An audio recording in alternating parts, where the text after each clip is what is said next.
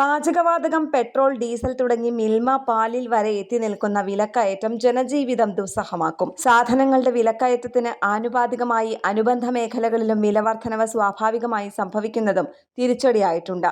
പശ്ചിമേഷ്യൻ സംഘർഷത്തിന്റെ പശ്ചാത്തലത്തിലാണ് ഇന്ധനവിലയിൽ 3 രൂപയുടെ വർധനവുണ്ടായത്.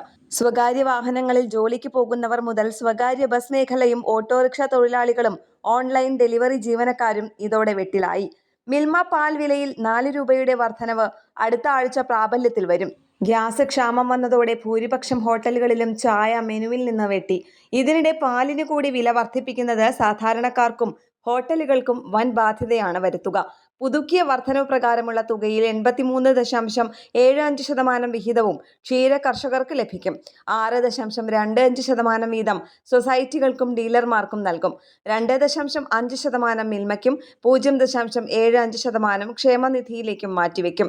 0.5% പ്ലാസ്റ്റിക് നീക്കം ചെയ്യൽ പ്രക്രിയകൾക്കും നൽകാനാണ് തീരുമാനം. കർഷകന് 3.33 രൂപ ലഭിക്കുന്ന രീതിയിലാണ് വർധനവ് തീരുമാനിച്ചിരിക്കുന്നത്. മിൽമ പാലിന്റെ വില ലിറ്ററിന് 56 രൂപയാകും.